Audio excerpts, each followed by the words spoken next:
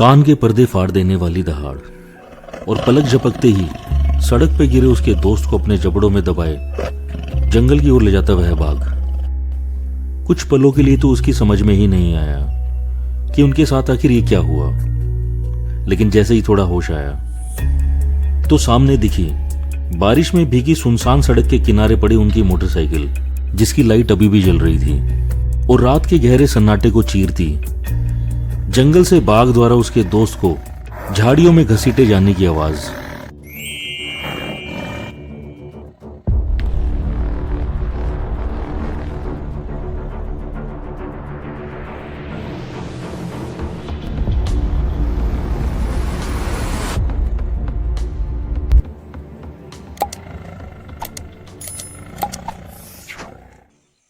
Video शुरू करने से पहले मेरी आपसे एक रिक्वेस्ट है कि अगर आपको मेरी वीडियोस पसंद आती हैं तो प्लीज़ लाइक, शेयर और कमेंट ज़रूर करें।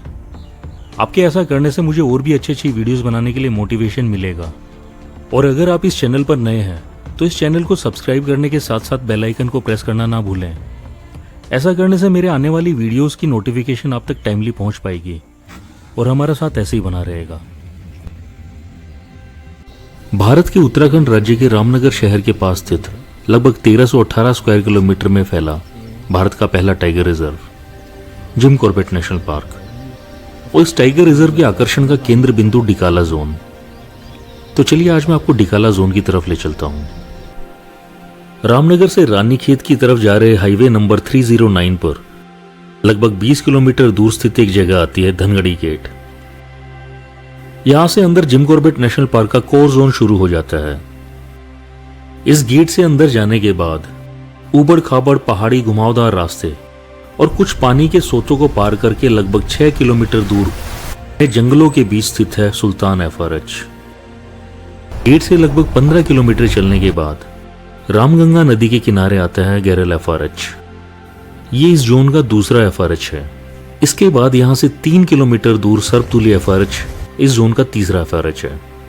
सर्पदुली से आगे घने जंगलों से गुजरते हुए 8 किलोमीटर दूर खिनानोली एफआरएच आता है और आखिर में साल के बड़े बड़े पेड़ों के बीच से गुजरते हुए लगभग 6 किलोमीटर दूर चलने के बाद आप खुद को डिकाला जोन के ग्रासलैंड में पाएंगे, जहां के मनोरम दृश्यों को देखते हुए आपको समय के गुजरने का पता ही नहीं लग पाएगा।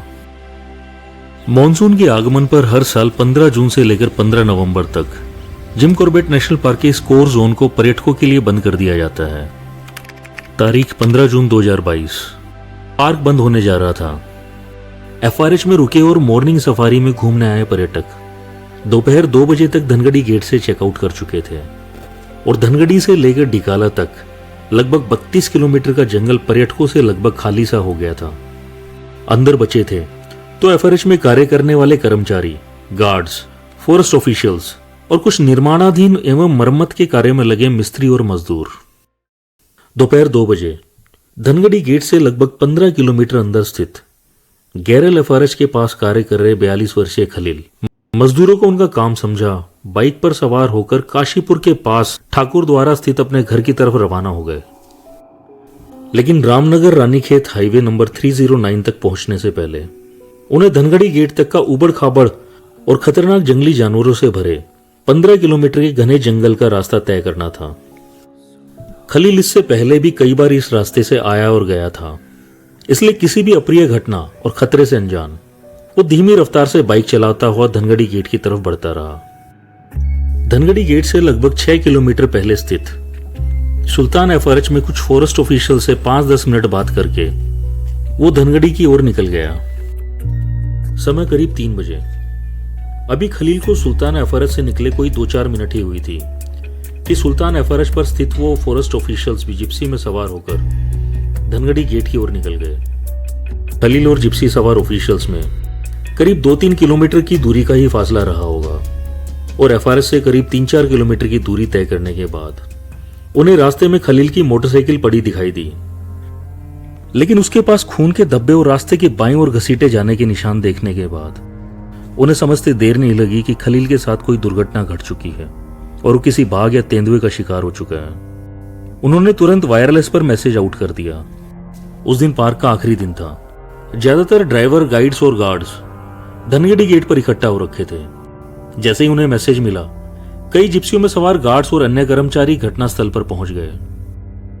खून के धब्बे और घसीटे जाने का लगभग 50 मीटर तक पीछा किए जाने पर उन्हें झाड़ियों में औंधे मुंह पड़ा खलील दिखाई दिया। खलील का शरीर निढाल पड़ा था। उसकी गर्दन और गले पर दांतों के 4 गहरे जख्म थे। गर्दन की हड्डी टूट चुकी थी। पीठ, कंधे और सीने पर नाखूनों के गहरे जख्म थे और दाहिना पैर टखने से टूटा हुआ था। रामनगर स्थित अस्पताल ले जाने पर डॉक्टर्स द्वारा खलील को मृत घोषित कर दिया गया। घटनास्थल पर जाकर अंदाजा लगाया गया कि जब खलील धनगढ़ी गेट से लगभग 1.5 किलोमीटर पहले पहुंचा और एक घुमावदार रास्ते से जैसे ही आगे निकला, उसे झाड़ियों में भूरे लाल रंग की कोई चीज दिखाई दी होगी। उसे समझते देर नहीं लगी कि वो भूरे लाल रंग की चीज कुछ और नहीं बल्कि घात लगा एक बाघ बैठा है। रास्ते पर बाइक के पिछले टायर के घिसटने के निशान बता रहे थे कि जैसे ही खलील को सामने बाघ दिखाई दिया, उसने दहशत में बाइक का क्लच दबाकर जोर से ब्रेक लगाए होंगे, जिससे बाइक स्लिप हो गई और घिसटते हुए कुछ फीट आगे तक चली गई। और इससे पहले वह संभल पाता, उस बाघ ने एक छलांग मारकर बाइक से गिरे खलील की गर्दन दबोच ली और घने जंगल की ओर ले गया। बाइक के लेग गार्ड में फंसे जूते को देखकर अनुमान लगाया गया कि बाइक से गिरने के बाद उसका पैर बाइक में फंस गया था और बाघ द्वारा उसे झटका मारकर खींचने के दौरान उसका पैर टखने से टूट गया होगा और जूता लेग गार्ड में फंसा रह गया होगा। कोविड-19 महामारी के बाद इस साल पार्क में काफी पर्यटक आए थे और पार्क के आखिरी दिन सभी काफी उत्साह में एक दूसरे से विदा ले रहे थे। लेकिन इस खुशी के माहौल में इस भयावह घटना ने सबको अंदर तक झकझोर दिया था। उस समय ऐसा अंदाजा लगाया गया कि बाघ ने खलील को एकदम से अपने नजदीक पाकर उत्सुकता या खतरा समझकर उस पर हमला कर दिया था। लेकिन आने वाले दिनों में जो होने वाला था उसका किसी ने अनुमान भी नहीं लगाया होगा। पार्क बंद होने के अगले दिन यानी 16 जून को सर्वदलीय एफआरएच में वनदेवी की पूजा और भंडारे का आयोजन किया गया था और 16 जून की रात को ज्यादातर स्टाफ अलग अलग एफआरएच में ही रुका हुआ था। 17 जून 2022 सर्वदलीय एफआरएच में फॉरेस्ट बीट वॉचर बॉबी चंद को एक चिंता सताई जा रही थी। उसे अपने मोटरसाइकिल को पार्क के बाहर ले जाना था क्योंकि 15 नवंबर तक उसका पार्क के अंदर कोई उपयोग नहीं होता। लेकिन 2 दिन पहले हुए ठेकेदार खलील के साथ हुई घटना की वजह से उसे सर्वदली से लेकर धनगढ़ी तक का रास्ता मोटरसाइकिल द्वारा तय करने में डर लग रहा था। दोपहर करीब 1 बजे बॉबी के कुछ दोस्त जिप्सी चालक मोहित बिष्ट, कुक सचिन और लक्की कैंटीन के अन्य 2 स्टाफ के साथ सर्वदली से धनगढ़ी गेट की तरफ जाने वाले थे। बॉबी ने इनके साथ चलने की इच्छा जताई। जिप्सी चालक मोहित बिष्ट ने बॉबी को जिप्सी के आगे साथ साथ ज्यादा दूरी न बनाकर केवल कुछ फीट के गैप में ही चलने को बोला ताकि उनकी नजर बॉबी पर बनी रह सके। दोपहर समय करीब 2:30 बजे थे। ये लोग सुल्तान एफआरएच पार करके उसी इलाके में पहुंच गए जहां 2 दिन पहले बाघ ने एक ठेकेदार खलील की जान ली थी। जंगल में एक अजीब सा सन्नाटा पसरा हुआ था और इन सभी के दिल की धड़कनें बढ़ी हुई थी।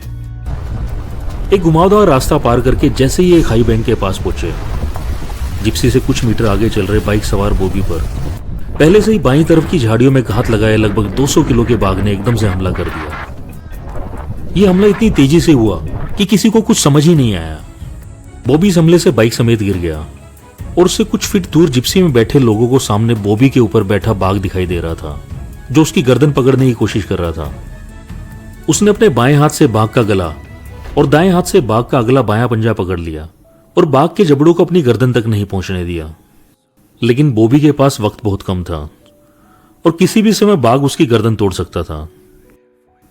जिप्सी में बैठे लोगों के जोर जोर से चिल्लाने, हॉर्न बजाने और इंजन की आवाज का भी इस बाघ पर असर नहीं हुआ और अपने दोस्त बॉबी को इस तरह मौत के मुंह में जाता देख मोहित ने हिम्मत करके जिप्सी को उनकी तरफ दौड़ा दिया और बाघ से सटाकर जिप्सी के एक्सेलरेटर पर पूरा पंजा रख दिया। इस शोर से घबराकर वह बाघ बॉबी को छोड़कर रास्ते के दाईं ओर थोड़ा ऊंचाई पर चढ़ गया और इस मौके का फायदा उठाकर बॉबी किसी तरह उठकर जिप्सी के बाईं ओर आ गया। जिप्सी में बैठे स्टाफ ने बॉबी को खींचकर जिप्सी में चढ़ा लिया और बीच वाली सीट के नीचे लिटा दिया ताकि वो बाघ को दिखाई ना दे। कुछ दूरी पर खड़ा बाघ ये सब देख रहा था और दूसरी बार अपने हाथ से यूं शिकार जाता देख वो गुस्से में बौखलाया बाघ दहाड़ता हुआ जिप्सी के पास आ गया और अपने शिकार को ढूंढने लगा। इस जगह रास्ता संकरा हो जाता है जिसके एक तरफ ढलान है तो दूसरी तरफ पहाड़ी और सामने बीच रास्ते में बॉबी की बाइक पड़ी थी। जिसकी वजह से जिप्सी निकालने में परेशानी हो रही थी। किसी तरह मोहित ने बाइक के दाईं तरफ से जिप्सी निकालने की कोशिश करी, जिसमें वह सफल भी रहा। लेकिन इतनी ही देर में उस बाघ ने दहाड़ते हुए जिप्सी के 3 चक्कर काट लिए थे और वो बाघ किसी भी समय जिप्सी में चढ़कर उन सभी लोगों को मार सकता था। वहां से निकलते ही मोहित ने जिप्सी को भगा लिया, लेकिन वो बाघ भी कुछ दूरी तक उनके पीछे दहाड़ता हुआ आया। उसके बाद बीच रास्ते में खड़ा होकर उन्हें जाता देखता रहा। धनगढ़ी गेट की तरफ हॉर्न बजाती तेजी से आ रही जिप्सी को देखकर गेट पर स्थित सभी को लग गया था कि कुछ तो गड़बड़ हुई है। एम्बुलेंस का वेट करने में समय न गवाते हुए मोहित अपनी जिप्सी में ही बॉबी को रामनगर अस्पताल की तरफ लेकर चल दिया। बॉबी के बाएं पैर में घाव था, सीने में जख्म थे और कुछ पसलियां दबी हुई थी जिनके बीच से रक्त बह रहा था। कुक लक्की ने अपनी शर्ट उतारकर उसके घाव पर दबाकर खून रोकने की कोशिश की। फॉरेस्ट रेंजर जयपाल सिंह रावत ने तुरंत मैसेज कर रामनगर अस्पताल में उनके पहुंचने से पहले इमरजेंसी में व्यवस्था करवा दी थी।